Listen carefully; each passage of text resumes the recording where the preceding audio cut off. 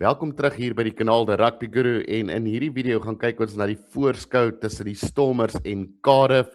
Natuurlik die Stormers wat tuis voordeel het in hierdie kwartfinale hier teen Cardiff en die skare van die DHL stadium wat bankvas agter hierdie Stormers span gaan staan. Vandag is natuurlik 'n wraakwedstryd vir die Stormers nadat hulle vasgeval het teen die einste Cardiff net so 'n paar weke terug met 22 punte teenoor 16. En as ons so gaan kyk na die Stormers se seisoen tot dusver, die Stormers wat derde geëindig het op die punteleer met 12 oorwinnings, 1 gelykop en 5 nederlae. Hulle was vir 'n stadium na ronde 16 bo aan daardie punteleer, maar 2 moeilike wegwedstryde het hulle terugval, onder andere die wedstryd teen Cardiff in die Cardiff Arms Park.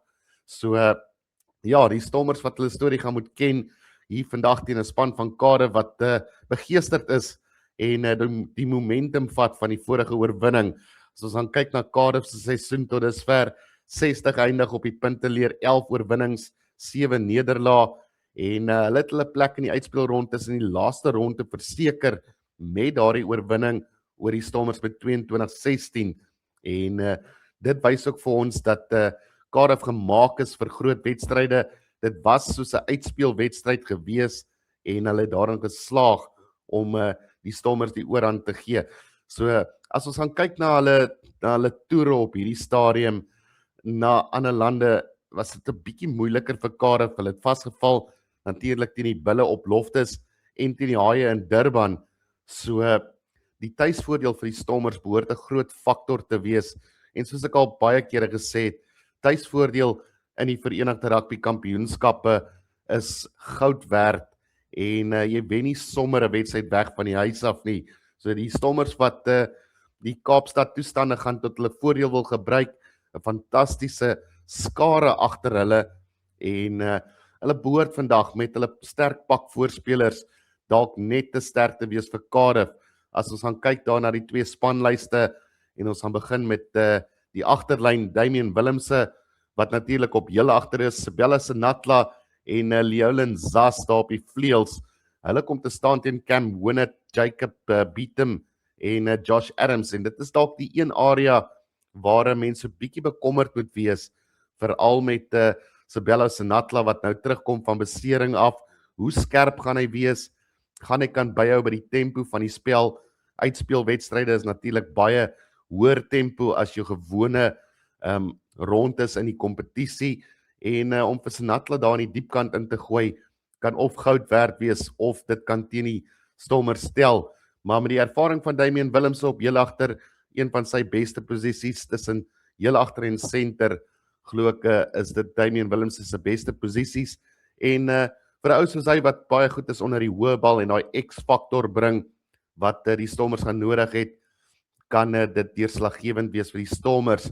Dan die ander vraagteken natuurlik Llewellyn Zas se vorm hierdie jaar, nie die beste seisoen van die linkervleuel nie, met tye gesukkel om sy voete te vind, maar wat wel wat vir hom tel is dat sy vorm op tuisbodem heel goed is, veral met die skare agter hom. So Llewellyn Zas wat baie goed is onder die hoë bal en met tye baie goed op die aanval, kan dit moeilik maak vir Jacob Beetham en Josh Adams. Josh Adams wat natuurlik jare se ondervinding bring, Cam Winnett wat 'n belowende jong speler is van Wallis en dan Jacob Beetham wat self nog lekker jonk is. So die ervaring van daardie agterste driehoek van die Stormers met Willemse, Senatla en Llewellyn Zas gaan moet uitstaan vandag onder die hoë bal.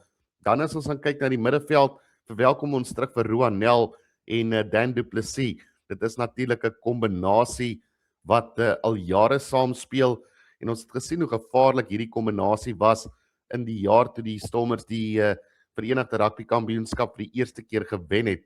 So Roan Nel se ervaring terug in die span, kaptein, behoort goud werd te wees vir hierdie Stormers span. As jy gaan kyk daar na Ben Thomas en Rory Jennings, vir Cardiff self nie 'n slegte kombinasie nie. Ben Thomas wat natuurlik bekend is vir sy steekskoppies en sy taktiese skopwerk wat die Stormers op die agtervoet kan plaas. Dan die skakelpaar natuurlik is waar daar nog 'n vraagteken is vir die Stormers vandag. Natuurlik die ervaring van Kobus Reinagh wat gaan gemis word iemand kan wat deur die seisoen gewys het dat hy 'n waardevolle speler kan wees vir die Stormerspan, maar uitspelrondes en uitklopwedstryde so 'n bietjie van 'n ander geur en iemand kan wat hom nog nie self regtig bewys het op die nommer 9 plek in so 'n situasie nie.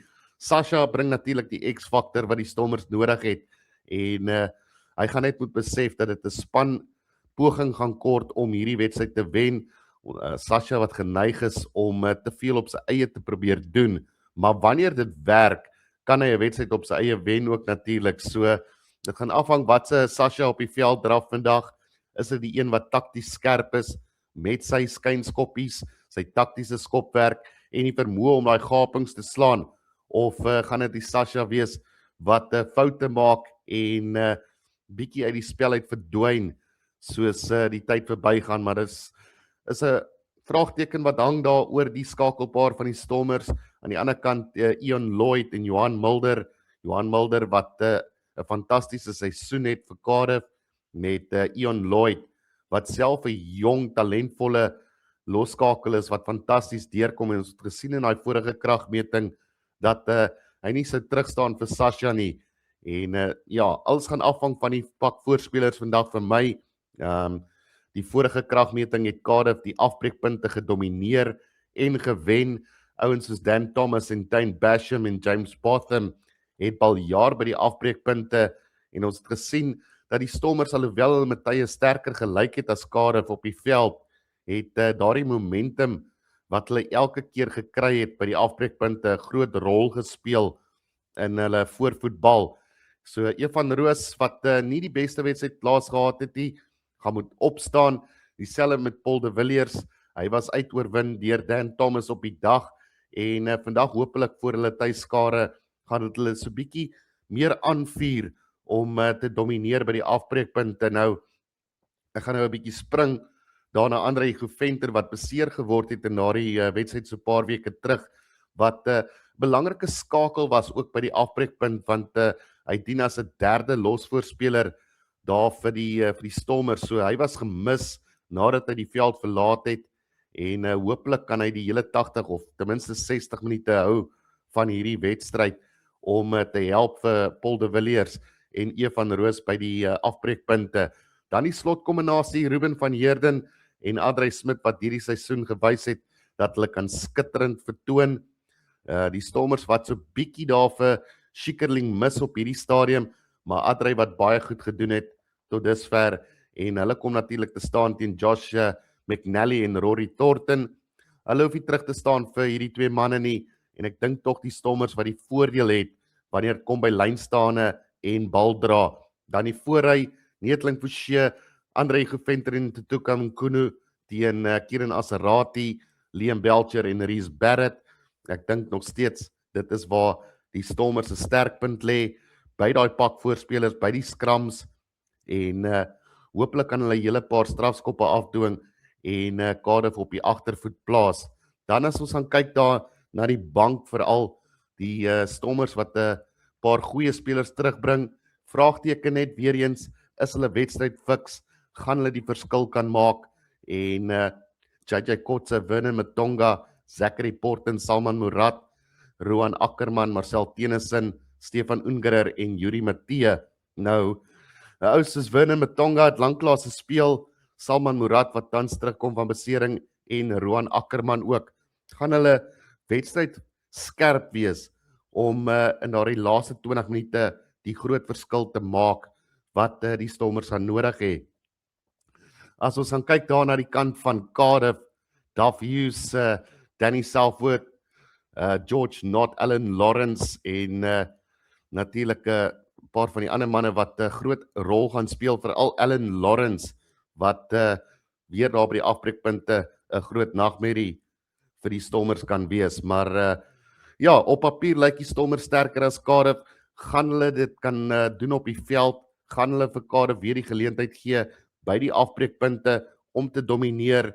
Dit gaan die verskil wees vandag hier in Kaapstad. So my voorspelling, ek dink die Stormers gaan te sterk wees by die huis en 'n oorwinning van tussen kom ons sê 10 en 15 punte behoort hierdie Stormerspan deur te trek na die volgende ronde van hierdie kompetisie. Laat weet my daar in die klets wat dink julle. Tot volgende keer. Totsiens van my kant af.